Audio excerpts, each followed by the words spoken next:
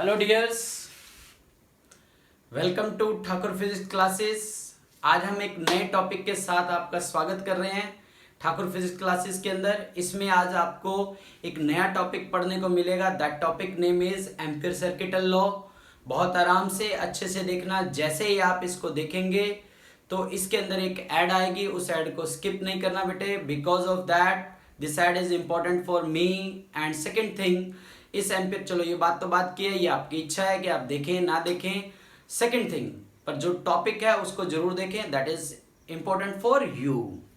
Important क्या है उसके अंदर कि आज एम्पीयर सर्किटल लॉ हम एक कजन ब्रदर को एक भाई से मिला रहे हैं, एक भाई को भाई से मिला रहे हैं। बायोट-सावर्ट्स लॉ का अल्टरनेट, जहां पे आपको बायोट-सावर्ट्स लॉ यूज नहीं कर सकते, एम्पीयर सर्किटल लॉ यूज कर सकते हो। वो क्यों करेंगे, कैसे करेंगे, किस कारण से एम्पीयर सर्किटल लॉ को हमारे सिलेबस में आना पड़ा और इसकी क्या इंपॉर्टेंस है, इसका प्रूफ क्या है, कैसे ये रिलेट करता है मैग्नेटिक फील्ड जिस करंट से मिलता है, BDL equal to mu naught I, ये कैसे बनता है, किस फॉर्मूले से। इसके ऊपर अच्छे एक न्यूमेरिकल हैं 2-3, तो आप लेक्चर को पूरा देखेंगे बिना स्किप किए। और आई थिंक आप इस लेक्चर को देखते देखते आप इसकी वीडियो को अपने नोटबुक पे छाप लेंगे और छाप कर मुझे मेरे व्हाट्सएप पे जरूर सेंड करेंगे। अगर कोई डाउट आता है तो बेटे डाउट आप डायरेक्ट कॉल करके पूछा करें, व्हाट्सएप पे नहीं, क्योंकि एक मैसेज नहीं आता, बहुत सारे मैसेज आते हैं तो आपका डाउट नीचे चला जाता है। तो बार बार मैं रिक्वेस्ट कर रहा हूं, आप इसको, मेरी बात को समझिए। जय हिंद, जय भारत। ठाकुर फिजिक्स क्लासेस को आपकी सपोर्ट की जरूरत है। Thank you very much. Subscribe, like, share और कमेंट जरूर किया करें।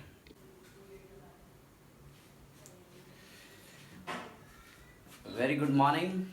आज हम एक न्यू लेक्चर के साथ आपके सामने ठाकुर फिजिक्स क्लासेस के अंदर। अभी वाले हमारे जो 5 लेक्चर कंप्लीट हुए हैं, clear, that is totally based on Biot-Savart's law के ऊपर। आज हम बायोट-सावर्ट्स लॉ का एक रिलेटिव के साथ आपको इंट्रोड्यूस करवा रहे हैं। That relative is ampere circuital law. जिस तरह से आपने इलेक्ट्रोस्टैटिक के अंदर कूलम्ब्स लॉ का रिलेटिव गॉस लॉ पढ़ा था, उसी तरह से मैग्नेटिज्म के अंदर हम बायोट-सावर्ट्स लॉ का जो रिलेटिव है किसको मानते हैं, एम्पीयर सर्किटल लॉ। देखिए कैसे हम इसके ऊपर बात करते हैं। देखिए इलेक्ट्रोस्टैटिक आपने पढ़ा,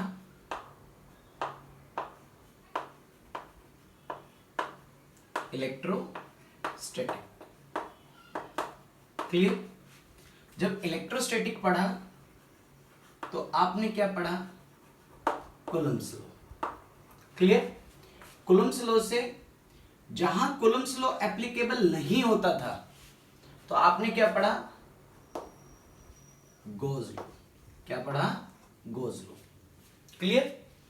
गॉस लॉ और कूलम्ब्स लॉ यूज होते थे इलेक्ट्रिक फील्ड को कैलकुलेट करने के लिए, ओके।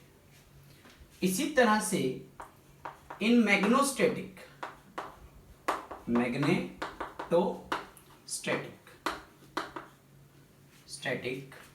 की अगर बात करते हैं तो यहां पे हमने क्या पढ़ा बेटे, बायोट-सावर्ट्स लॉ। क्या पढ़ा हमने, बायोट-सावर्ट्स लॉ। और बायोट-सावर्ट्स लॉ को पढ़ने के लिए आपने क्या पढ़ा, यहां पे Ampere's law. It is a alternate of Biot-Savart's law. अब कैसे है उसके बारे में भी हम चर्चा करते हैं कि देखिए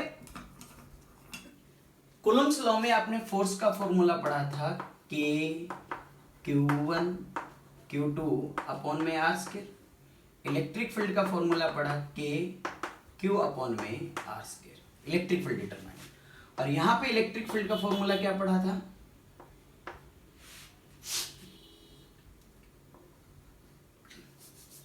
पहले फ्लक्स का फॉर्मूला पढ़ा आपने, Q by epsilon not, clear. तो देखिए कैसे था, जहां कूलम्ब्स लॉ हम पढ़ते थे cuboid, solid body, cylindrical, plane sheet, वहां पे कूलम्ब्स लॉ लगना मुश्किल हो जाता था।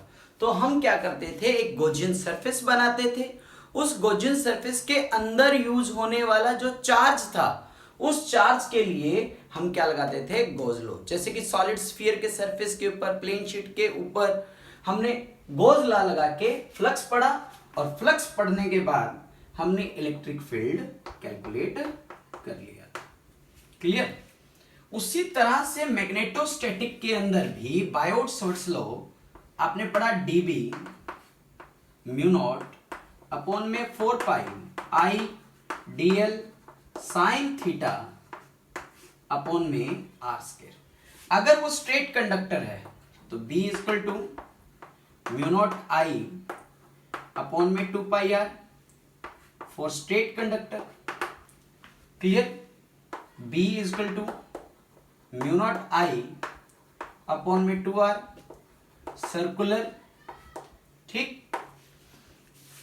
और एक्सियल लाइन के लिए, बी एक्सियल रिंग के लिए म्यू नॉट आई ए स्क्वायर 2 ए स्क्वायर प्लस एक्स स्क्वायर की पावर 3/2।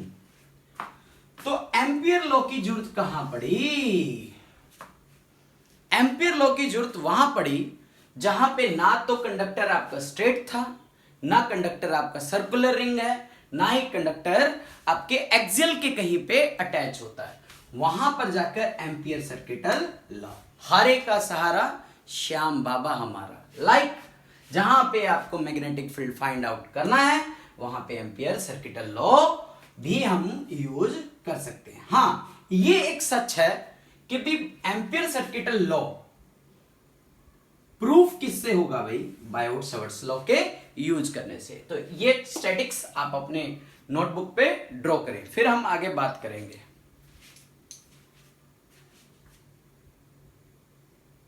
जल्दी नोट कर लीजिए।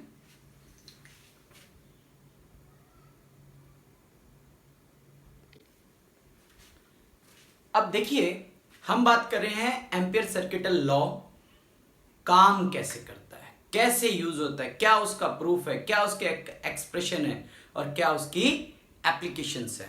तो अब हम स्टार्ट करें ampere circuital law. Ampere circuital law की अगर मैं बात करूं तो एम्पियर सर्किटल लॉ से पहले आप इसमें कुछ बातें याद रखें। एक बी वर्ड यूज होगा, एक डीएल यूज होगा, एक म्यू नॉट यूज होगा और एक आई यूज होगा। कौन कौन सी 4 टर्म यूज होंगी? बी, डीएल, म्यू नॉट, आई। बी जो हमें कैलकुलेट करना है, बी जो हमें कैलकुलेट करना है, दैट इज मैग्नेटिक फील्ड। आई जो ये मैग्नेटिक फील्ड प्रोड्यूस करेगा, आई जो ये मैग्नेटिक फील्ड प्रोड्यूस करेगा जिस कंडक्टर के अंदर, जिस क्लोज सर्किट के अंदर हम बात करेंगे। DL very well known, that is current element, that is current element. Mu naught absolute permittivity, absolute permittivity मतलब इसकी वैल्यू कितनी थी? 4 पाई 10 की पावर -7 टेस्ला मीटर पर एम्पियर। हो गया यहां तक। ये 4 टर्मिनोलॉजी, बी और आई के कारण बी बनेगा। DL is A current element, वो करंट एलिमेंट जो कंडक्टर के अंदर मानते हैं। तो इसका मतलब ampere circuital law, this law states, yeah, this law shows the relationship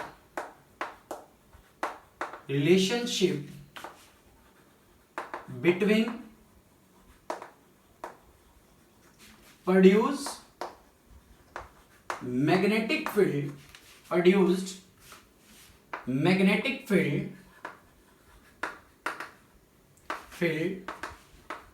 with the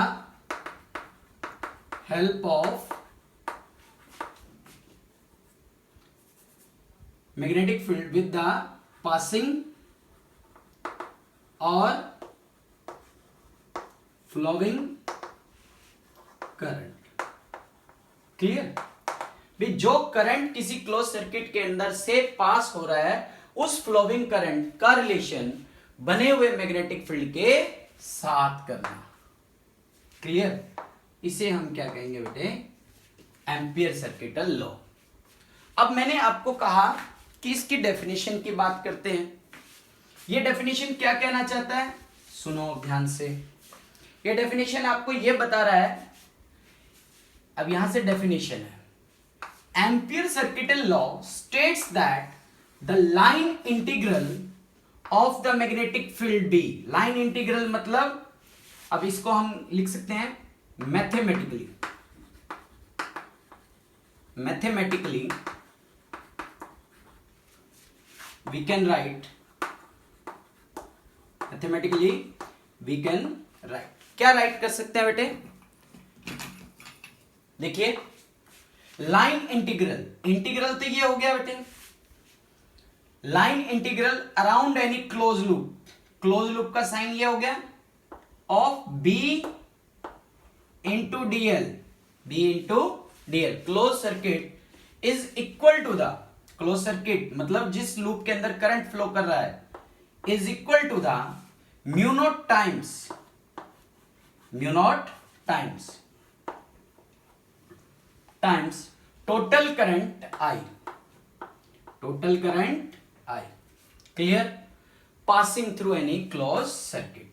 तो B into DL, B is a vector quantity, DL is a vector quantity, तो दो वेक्टर क्वांटिटी का dot product B DL cos theta, this is a Ampere circuital law.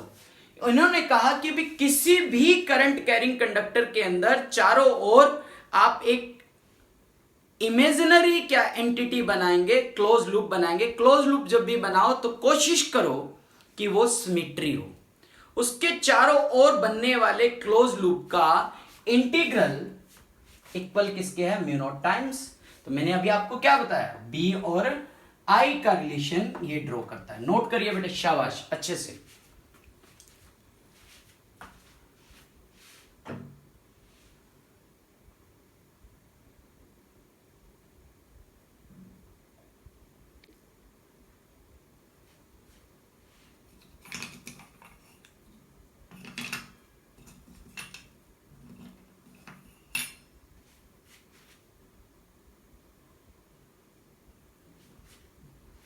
अब देखिए इसका proof, proof of ampere circuital law, proof of ampere circuital law. देखिए कि this one is a infinite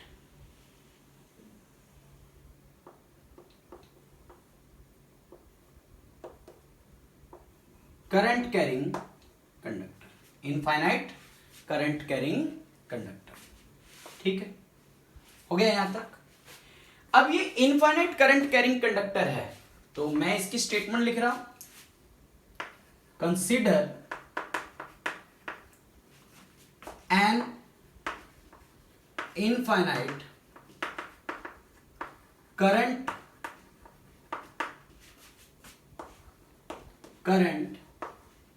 carrying conductor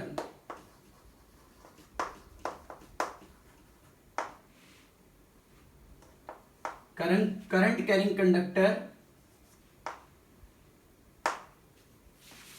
carrying conductor having current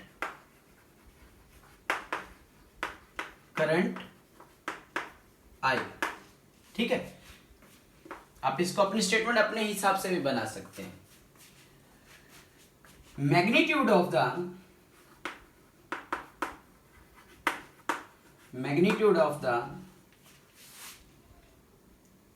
magnetic field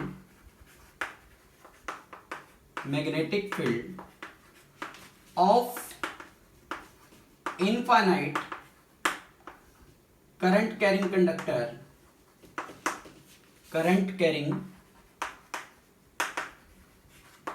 conductor is B is equal to mu naught I upon में 2 pi R by Biot Savart law, by Biot Savart law. यहां तक कोई question है? ऐसा हमने पढ़ा हुआ है, पहली एप्लीकेशन है बायोट सेवर्ट लॉ की स्ट्रेट कंडक्टर का मैग्नेटिक फील्ड। अभी मैंने आपको शुरू में बताया कि एम्पियर्स लॉ को प्रूफ करने के लिए आपको बायोट सेवर्ट लॉ यूज करना पड़ेगा। अब इसके चारों ओर राइट हैंड थंब रूल लगाएं तो एक मैग्नेटिक फील्ड ड्रॉ हो रहा है। तो क्या जा रहा है डायरेक्शन? Anti clockwise.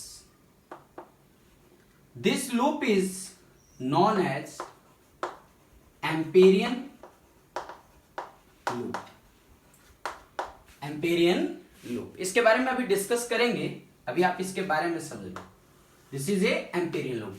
ये एम्पेरियन लूप जिसके अंदर नेट करंट काउंट होगा, चाहे वो इनवर्ड है और चाहे वो आउटवर्ड है। तो ये इसका क्या हो गया बेटे? Small element DL.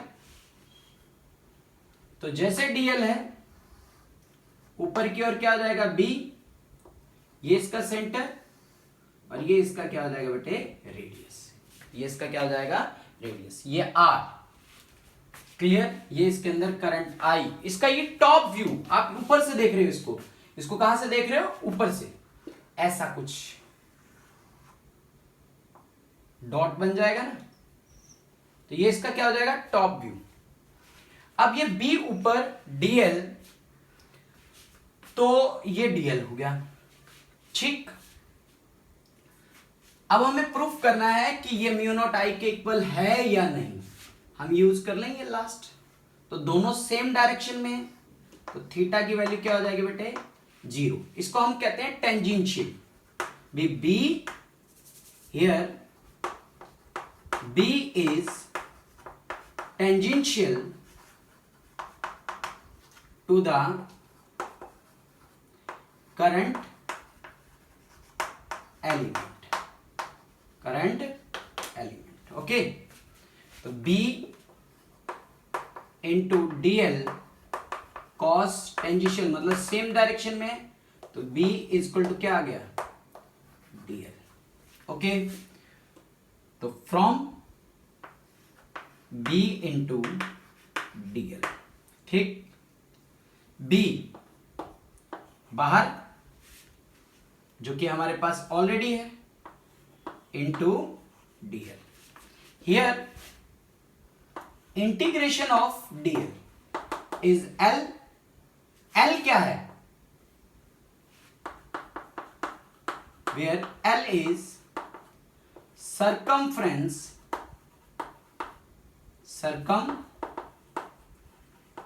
of Amperian loop 2 pi r। L क्या है यहां पे? circumference of Amperian loop 2 pi r। अब यहां आइए, इस B की वैल्यू क्या है?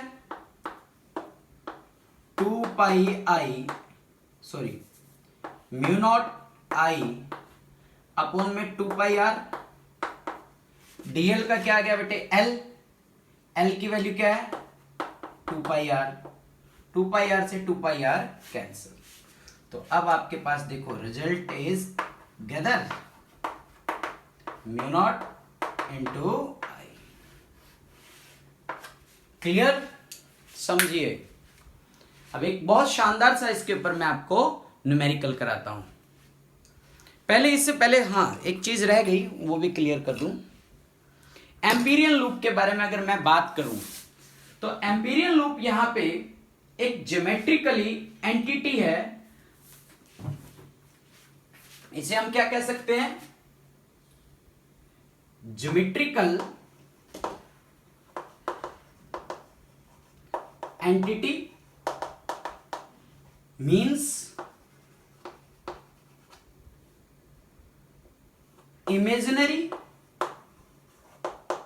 Imaginary wire loop. भी हम इसे इमेजिन कर रहे हैं कि इसके चारों ओर एक सर्किटल लूप है, क्योंकि हम ऊपर से जब देखेंगे तो इसके चारों ओर एक मैग्नेटिक फील्ड का एनवायरनमेंट बन जाएगा। उस एनवायरनमेंट को हम क्या कहते हैं, ज्योमेट्रिकल एंटिटी। इस लूप के अंदर जो करंट यूज होगा उसी को हम एम्पियर सर्किटल लॉ में यूज करेंगे। इस बात को दिमाग में रखना, नोट कर लो बेटे, शाबाश। Geometrically entity means imaginary wire loop that is not real wire loop. अच्छे से क्लियर। कई बच्चे YouTube पे अदर चैनल को भी फॉलो करिए, पर वहां पर आपको प्रूफ नहीं, डायरेक्ट वो करवा रहे हैं। मैं आपको पहले प्रूफ करवा रहा हूं, अब इसके न्यूमेरिकल करवाता हूं। शाबाश, नोट कर लो।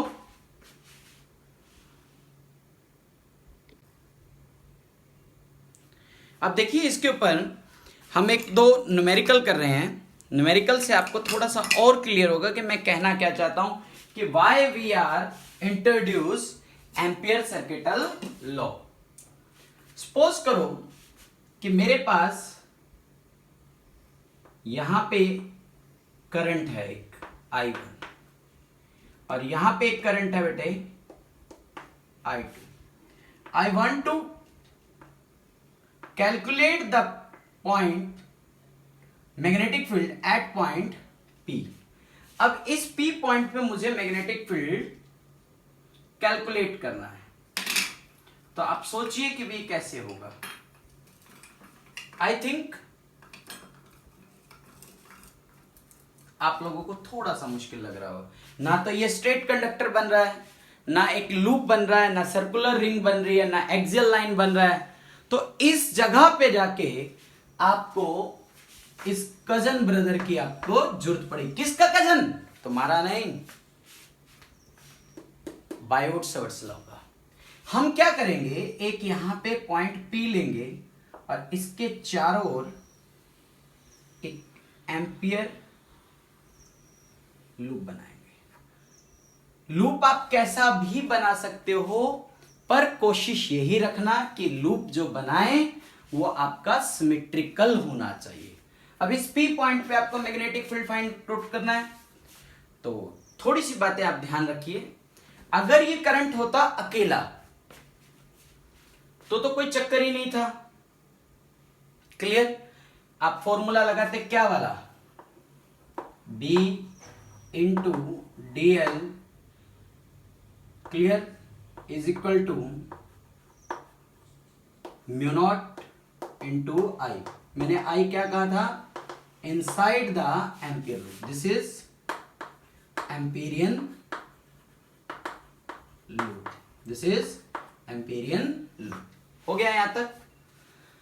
पर अगर मान लो दोनों ही क्रॉस होते, मतलब दोनों ही करंट अंदर जा रहे होते प्लेन के, तो भी आपको कोई चक्कर नहीं, I1 प्लस I2 कर देते।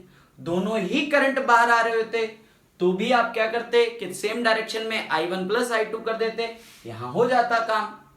पर अब यहां पे I1 और I2 की अगर मैं बात करूं तो मुश्किल है, क्योंकि I1 क्या कर रहा है, प्लेन के अंदर जा रहा है, I2 क्या कर रहा है, प्लेन के बाहर आ रहा है।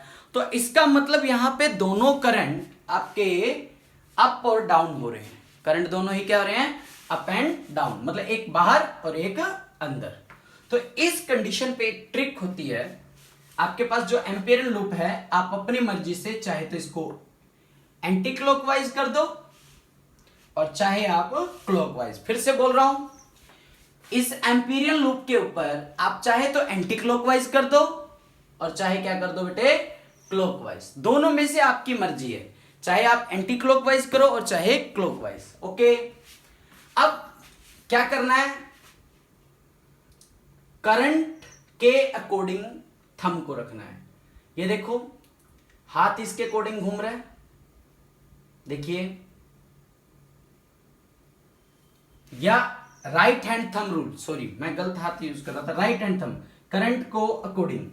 इधर देखो, करंट के अंदर ऐसे जाएगा, मैं दोनों तरीके से तुम्हें करा दूंगा, कहूंगे सर ने ऐसे बाहर जा रहा है करंट, तो इसका मतलब इनवर्ड करंट की डायरेक्शन में ये अंदर, हाथ इसकी तरफ रख दिया, तो इसका मतलब जिसकी स्ट्रेंथ ज्यादा होगी उसको प्लस कर लो।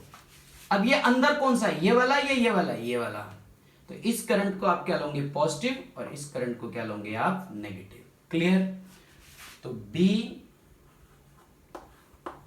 Into DL mu naught I1 minus I2 हो जाएगा। क्लियर।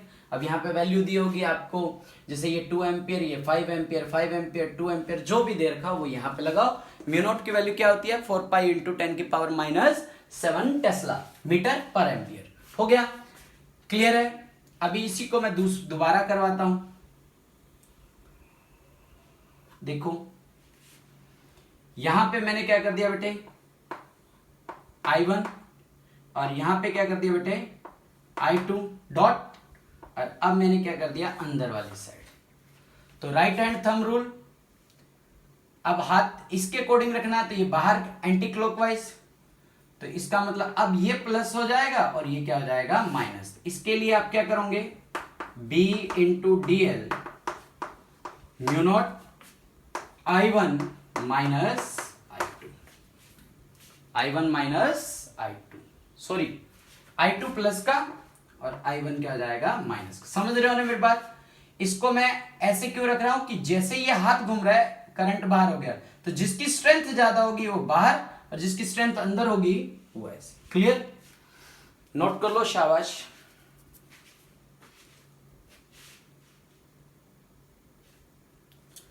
अब देखिए कुछ इंपॉर्टेंट बातें हैं।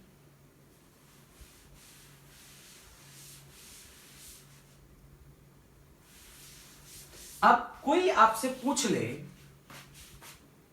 कि यहां पे करंट I3 पड़ा बेटे क्रॉस, यहां पे करंट मान लो I4 पड़ा है, तो यहां पे कुछ बातों को आपको दिमाग में रखना है, जो बातें आपको बता रहा हूं। पहली बात,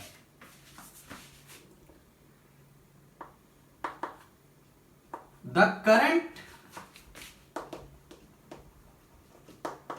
I1 and I2 inside the Amperian loop. Therefore, B into DL mu naught I inside, जो इसके अंदर है वही यूज होगा मैग्नेटिक फील्ड को कैलकुलेट करने के लिए। अब दूसरी बात, अब आप ये करंट और ये करंट इस लूप के अंदर नहीं है, तो आप कैलकुलेट नहीं कर सकते। बट सेकेंड टर्म, जो दूसरी बात है यहां पे आपको याद रखनी है, बट produce magnetic field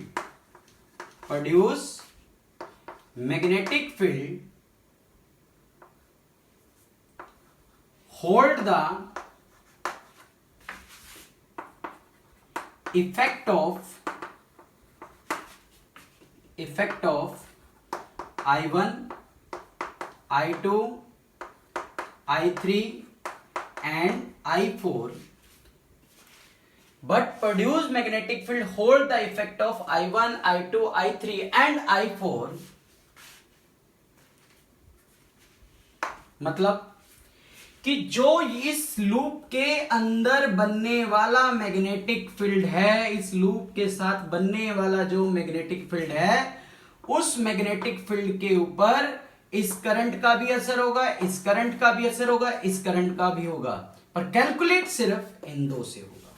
बात समझ में नहीं आ रही भाई, करंट बहुत दूर पड़ा है, उसका कुछ ना कुछ इफेक्ट तो इस मैग्नेटिक फील्ड पे पड़ेगा ना, इसका भी पड़ेगा, इसका भी पड़ेगा, इसका भी पड़ेगा, पर जब हम कैलकुलेट करेंगे तो सिर्फ इसी को करेंगे। Okay, are you getting my point? Clear है? चलिए अब हम एम्पियर्स लॉ की कुछ और खास बातें पढ़ना। क्लियर? एम्पियर सर्किटल लॉ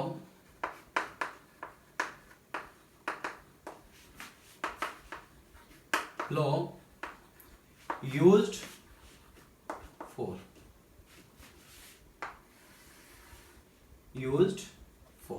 भाई कहां कहां दिस लॉ यूज किया जा रहा है? Clear? Ampere circuital law used for भी, इसको हम कहां कहां यूज कर रहे हैं? देखिए, पहली बात, B magnetic field tangential for current element, tangential for current element. कैसे है? सपोज करो कि this is a loop, okay, ये उसका डीएल हुआ बेटे, क्लियर? तो मैग्नेटिक फील्ड भी उसी डायरेक्शन में हो गया। ये इसका डीएल हुआ तो मैग्नेटिक फील्ड भी उसी डायरेक्शन में हो गया। मेरी बात को ध्यान से समझो। तो यहां पे दोनों सेम डायरेक्शन में है, लाइक हियर। तो थीटा की वैल्यू क्या हो गई? 0। थीटा की वैल्यू क्या हो गई? 0। तो B into DL cos 0 mu naught I। तो B into DL mu naught I। समझ में आया? Second, B normal to the current element, मतलब कि सपोज करो कि दिस इज, ये इसका डीएल हो गया बेटा,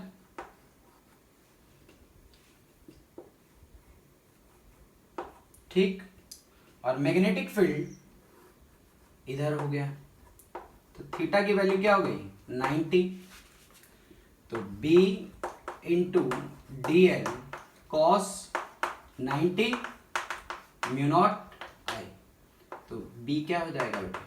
0। B क्या हो जाएगा? 0। Third point, B vanish. V क्या कर लो? वैनिश। मतलब B की वैल्यू क्या हो जाए बेटे? 0। मतलब कंडक्टर यहां है, मतलब लूप यहां है, क्लियर, पर करंट यहां पड़ा है। इस करंट के कारण मैग्नेटिक फील्ड तो बनेगा, पर इसके अंदर तो करंट नहीं है ना। मेरी बात समझ रहे हो कि यहां पे करंट है, इस करंट के कारण यहां पे एम्पियरल लूप के अंदर तो कोई भी करंट नहीं है। तो B इसका क्या माना जाएगा बेटे? 0। क्लियर? तो ये था बेटे हमारा आज का topic, ampere circuital law. Clear?